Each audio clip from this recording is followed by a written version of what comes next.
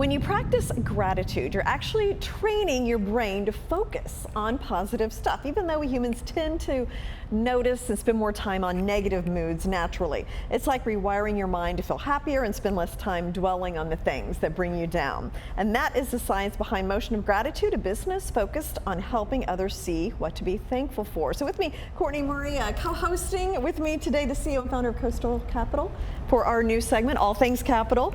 And we got Shannon and Matt Missimer, co-founders of the Motion of Gratitude. So great to have you here. Welcome. Thanks for having us. So let's start, Matt, just with you. How has being a financial planner for 18 years prepared you for this next chapter with the Motion of Gratitude? So for me, what I really noticed as I was going through that journey of 18 years helping people with their financial planning is the money paradox. People are always, what's next, chasing that big goal of life, which for most people is retirement. And the paradox is that people would work so hard and they would get to that moment and something would inevitably happen that wouldn't be what they thought it would be. And they wouldn't be grateful all along the way because they were always working so hard. So as we transition into this life, I'm really excited to help people to be intentionally grateful every day so that their journey to that defining moment in their life is beautiful along the way. Yeah, makes sense. That's great, Matt. Thank you for sharing. And Shannon, you've had a different journey. So after being a stay-at-home mom for 8 years, you have quite a bit of a different perspective. And so I want to ask you, why do you want to start supporting the caregivers, and why is creating a space to empower individuals and practice gratitude something that you're passionate about? Yeah, I think being home, especially with little kids, the idea of self-care and well-being, a lot of those things feel out of reach. Like you don't have a week to go on a retreat, even really getting to a workout class once a day can feel out of reach. And I think really supporting caregivers and giving them tools that they can utilize in their own space, at their own pace. And for me, that tool was intentional gratitude. And it was learning to be present in my life. And I didn't want to look back on these years of parenthood and feel like I missed it.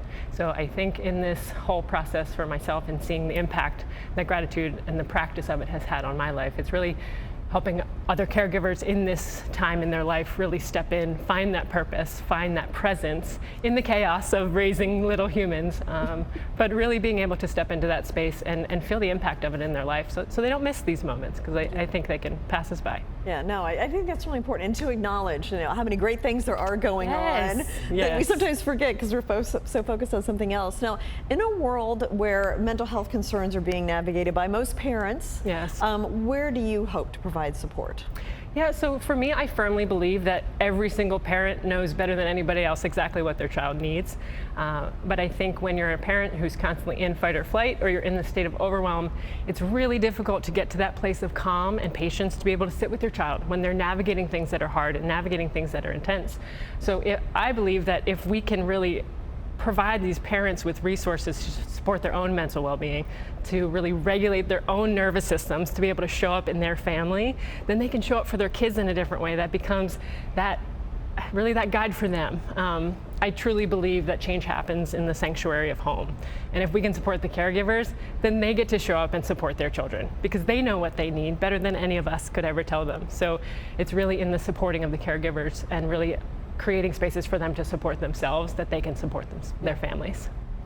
I think that's great. And I know, Matt, being in an entrepreneurial and just corporate world for so many years, I want to know how you feel that this will support them as well, bringing the gratitude to that space. Yeah, so my intention is to have the first corporate gratitude initiative. So as we're in a time and space where diversity, equity, and inclusion is such a critical role that plays a factor in every corporation across America, I believe that these are very important initiatives, and we're spending a lot of time on issues that we don't get along about, which is triggering employees and causing a lot of disruption in the corporate culture. So I haven't found anyone that disagrees that gratitude's a good tool. So if we use gratitude as a corporate gratitude initiative, we can spend more time bringing people together versus dividing them. And a business of this nature, you think, oh, it might be a charity or a not-for-profit or something, but you're a for-profit business. So explain why you chose that path and how do you make money? So for me, I wanted to be a for-profit company. I want to be a conscious capitalistic focus. I believe that we can do good and make profit while doing it and then share the profit.